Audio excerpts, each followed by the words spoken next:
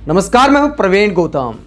दोस्तों, युवा सांसद इकरा हसन की जितनी उम्र है उससे कहीं ज्यादा बहुत सारे नेताओं को संसद में राजनीति करते हुए हो गए। बड़ा लंबा राजनीतिक सफर कई नेताओं का है, जितनी उम्र 29 साल की इकरा हसन की भी नहीं है।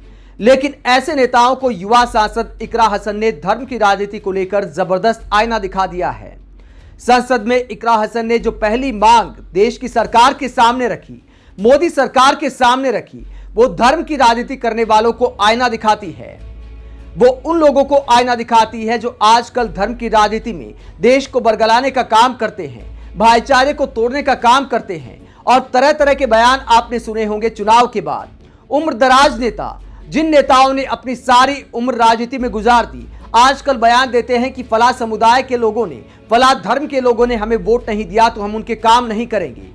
कई वरिष्ठ नेता इस तरह के बयान देते हैं कि सबका साथ सबका विकास की अब जरूरत नहीं है, जो हमारे साथ हम उसके साथ। इस तरह के बयान जब राजनीति में धर्म के नाम पर देश की पब्लिक को बांट रहे हैं, उस दौर में इकरा हसन ने आईना दिखाया है और एक मिसाल पेश की है भाईचारे की, हिंदू मुस्लिम भाईचारे की, सबको साथ लेकर चलने की। हर जनप्रतिनिधि को ऐसा ही करना चाहिए।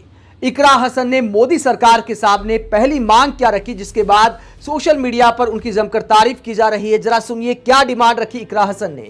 इसके अलावा शामली से प्रयागराज तक और शामली से वैष्णो देवी तक नई ट्रेनों के चलाने की मांग क्षेत्र के लोग लंबे समय से करते आ रहे हैं।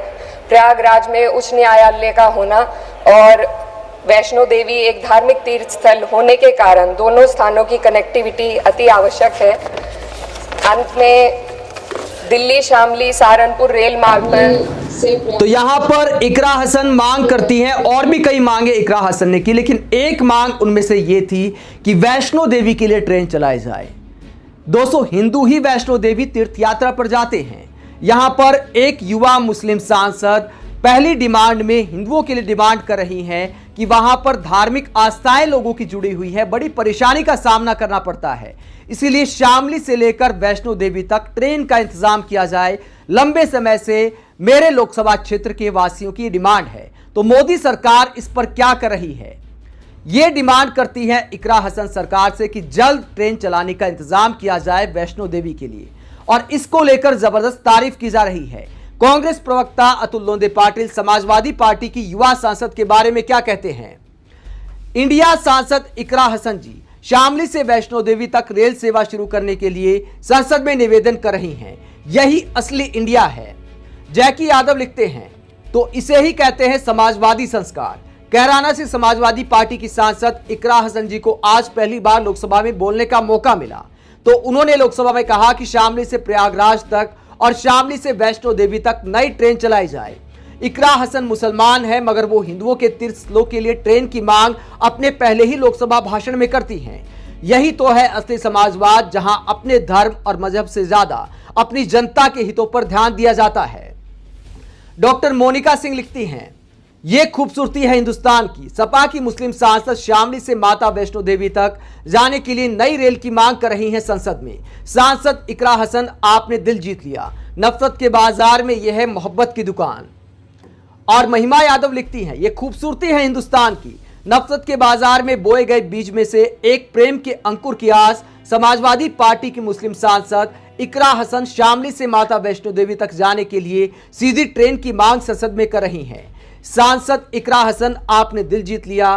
तो ये कहती है महिमा यादव। हालांकि दोस्तों, किसी सांसद को मुस्लिम सांसद लिखना ही वर्तमान दौर की मजबूरी को दिखाता है। लिखने वाले ये दिखाने की कोशिश कर रहे हैं कि देखिए एक दूसरे के लिए कितना भाईचारा होना चाहिए समाज में।